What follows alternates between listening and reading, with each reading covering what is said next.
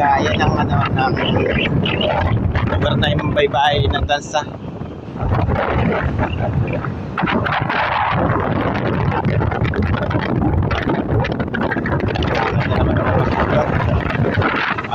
Gawa yan ng mga kalagalaga, napakawala ng dam kagabi. Ayun, kumalat na naman yung basura dito.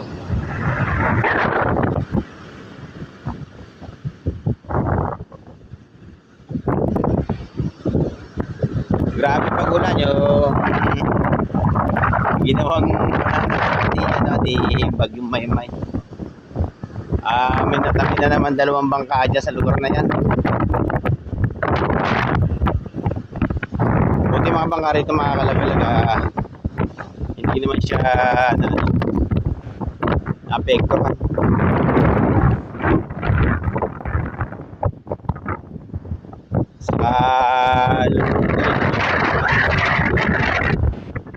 Ganyan talaga dito mga kalagalag pagka panahon na yung ulan.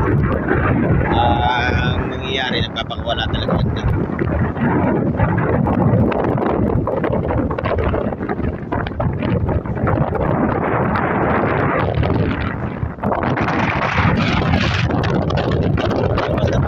Malabas na yung pag mga kalagalag, pero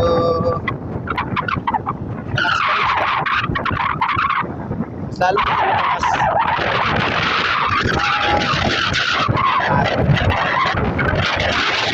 Siguro wala nang tao dito, pero may domestic pa kami, baka uwi niya.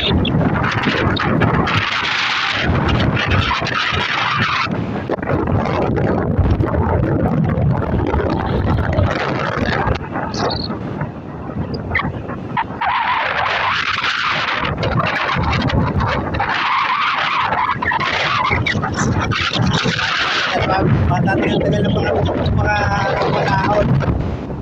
Hindi niya mga kalagalag, talagang matindi pa rin talaga ang lakas ng habagat. Kahit na malayo na yung bagyo. Yung bagyo yung nandito pa. Pero ngayon,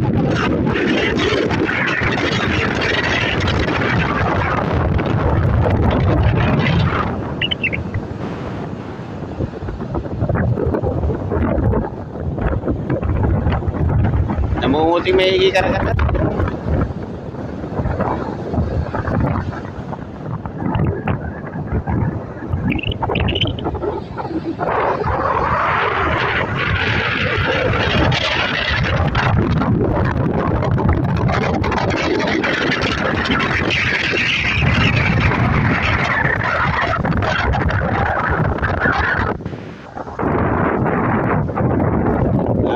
Dito ako sa bangka.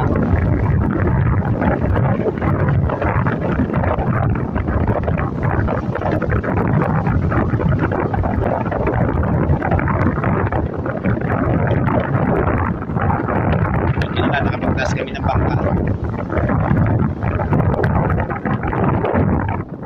Kaya mga bangka ako mga kalagala.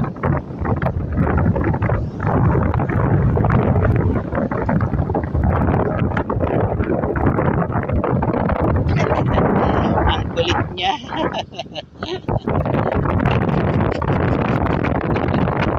kulit ng aso ay paglaro ko sa akin.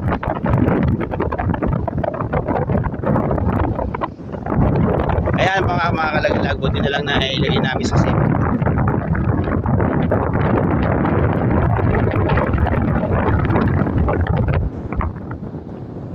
Nagdidili pa rin talaga. Yun ang sasi mga kalagalag kung bakit hindi pa kami nakapagpalaot ngayon. Medyo matagal-tagal na rin kami nakatenga. Nasa higit na 1 linggo.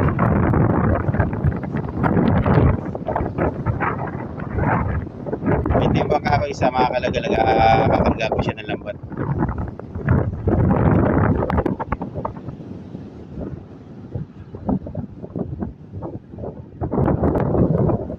Sobrang lakas pa rin. Ay mga kalagalag, hanggang dito na lang. Uwi na rin kami.